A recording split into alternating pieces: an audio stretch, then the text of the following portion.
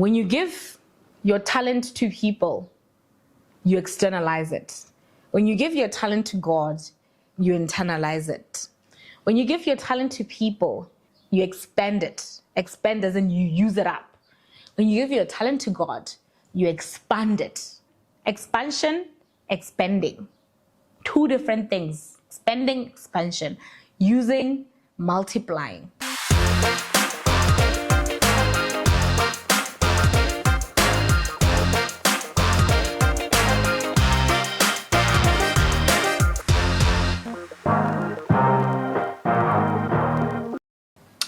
I have honestly discovered the secret to abundance. And I know many people would say that, like they've written so many books, The Secret, Think and Grow Rich, what.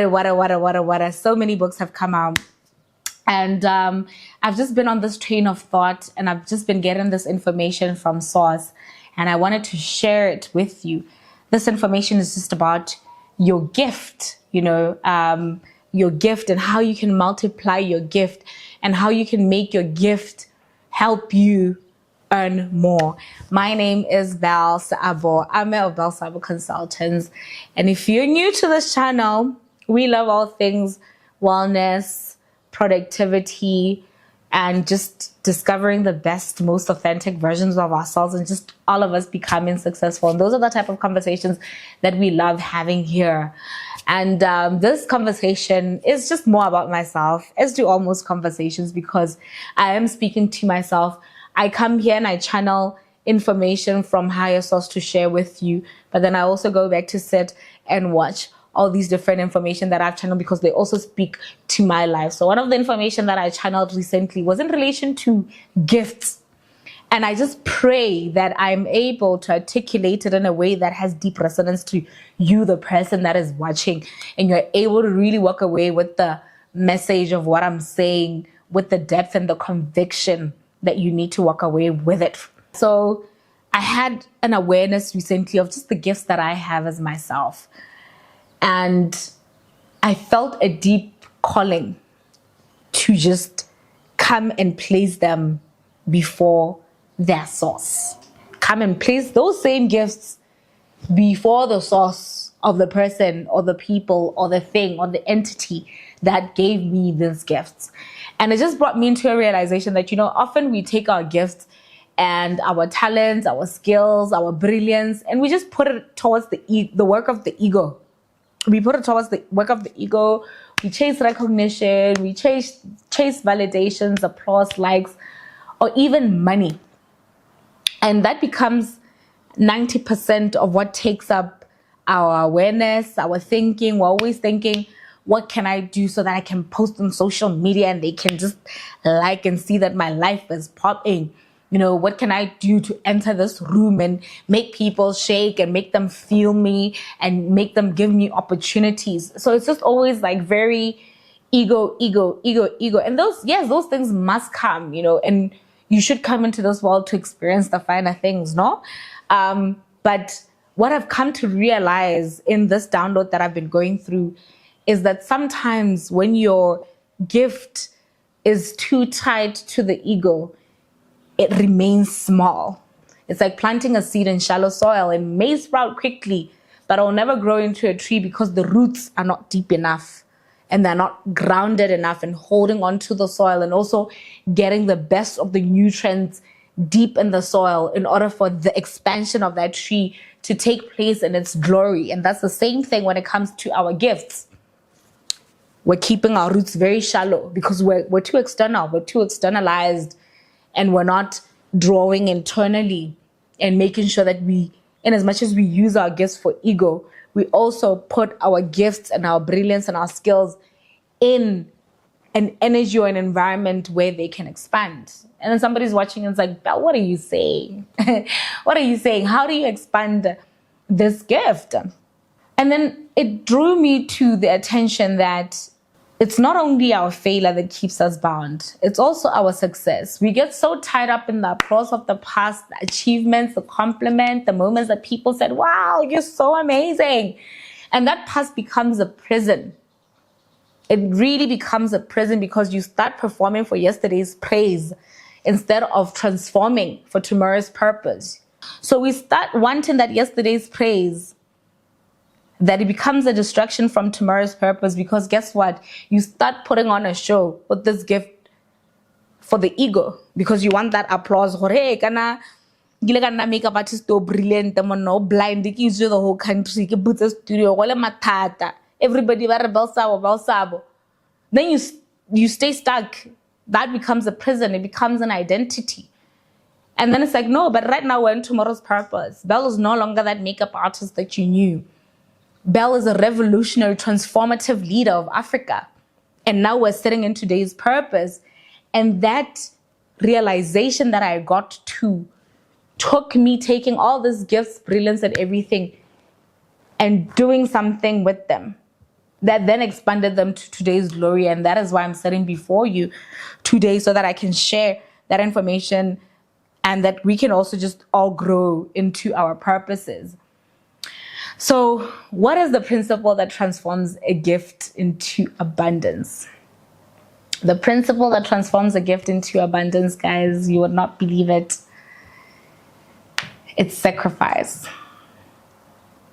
And this sacrifice does not mean losing your gift. It doesn't mean that, oh my God, I can't have that gift anymore because I have to sacrifice it. No, it just means basically placing that gift before the entity that gave you the gift. If the source of your milk and honey is that little kraal over there, or that little farm over there, wouldn't you want to go visit that farm or that kraal so that you can keep on getting your milk and honey? No? Doesn't it make sense? Like, if I know that I get honey from there, I get milk from that farm, and I get them from those animals and those bees, wouldn't I then want to keep on going to that farm so that I can get more supply? Do you get what I mean? So if we can logically apply to physical things that we want, that if I want food, I go to the supermarket to get more food. If I want milk and honey, I go to this farm to get more milk and honey. Surely, if I have a gift and I want that gift to expand, for it to do more, then shouldn't I go to the source of where I got the gift in order to get more of the gift? I don't know if I'm making sense here, but somebody just out here, I feel like you who's watching, you resonate, because something is telling me that they're getting it. Because these are not my words. These are words that are coming down when I'm sitting down and speaking to you. Because when I sat down and said I'm shooting this video, I spoke with my producer and director that I don't know what to talk about. Help me. But as I'm sitting here, the words are finding me, and I hope that they're finding you as well. So we have to sacrifice the gift by placing the gift before the maker of the gifts. And for a lot of people, that is God. Take your gift and place it before God. That is the sacrifice. So sacrifice means loosening your grip and saying, this gift is not mine to own, but it's mine to steward, and just giving up an attachment to recognition. I feel like I'm talking to myself right now. I'm just exercising myself. Like, give up your attachment to recognition, and let go of the pride of past successes and say, you know what, because this gift belongs to God, I'll surrender my talent back to Him. And for me, it was just more of a deeper realization that surrendering this talent to God, whether it means speaking, teaching, leading, is about basically saying, the same level that I take this talent and I serve people with it, and I'm present for other people with my talents, with my skills, with my brilliance, let me also, just as much as I give them the presence of my talent, let me give the presence of my talent to God. And the energies are different. When you give your talent to people, you externalize it. When you give your talent to God, you internalize it. When you give your talent to people, you expand it. Expand as in you use it up. When you give your talent to God, you expand it. Expansion, expanding. Two different things. Expanding, expansion. Using, multiplying. And that is like the major difference. And guys, I sat down and I challenged myself to say, just as much as I run around and I use all this energy and my strength in order to use this talent so that I can reach people and serve them in different ways, and I spend majority 8 till 5 doing that, let me just in a day take 20-30 minutes and then put my talents, my skills, my brilliance, and place the focus of them and the attention of them onto the source of them and the maker of them being God. Don't watch that TV show. Put away that phone. Don't have a friend come over. Don't entertain your child. Simply go to a quiet place, empty your mind, empty your feelings, relax your body, and then now put your talent into your focus and place it to God. 20 minutes, just 20 minutes. Every time I'll do it, I'll just be like, resistance. Then I'm like, wow, this is self-sabotage. It's deep self-sabotage. Your addiction and your attachment to recognition is leading you to a deep self-sabotage, because if you were to give daily 20, 30 minutes and make the sacrifice of that talent and place it to God, I don't know who you'll become, but it will multiply it. It will create divine expansion in your talent. And part of the reason why we're not succeeding to the depth that we should, or having the strategic alignment with the people that we should, is because we fail to let go of our own strength and just rely on God with these talents and to place them before God to say, you gave me this talent, you made this talent. Therefore, if you are the maker of this talent and if you are the source of the talent, then shouldn't I be coming ritually, daily, to draw more of the energy of this talent from its source? And I had to look at myself and I'm like, Belle, what are your talents? And how many times do you intentionally place them and sacrifice them before God and not before man? Honestly, I think that's where this video needs to end. It doesn't need to go too far off. All I urge you is to say, if your talent is writing, speaking, leading, creating, find different ways to sacrifice that talent. And even if you read different things, when you just study all these things, mysticism, when you study the Bible, you realize that always at certain points, before they got bestowed with favor and glory from God, they had to make a sacrifice. Some were even asked to sacrifice their children, sacrifice this and that. And we no longer have to sacrifice things of physical matter, but we have to sacrifice the things that, give space to our ego. And we have to have a deep humility to submit those things to God and just see what happens. It'll shift everything. Your gift gains purpose, your gift multiplies, your gift is also protected. And I wrote some notes here to say, when your gift gains purpose, it no longer exists to just feed the ego. It becomes a tool to serve, to uplift, to heal, to transform.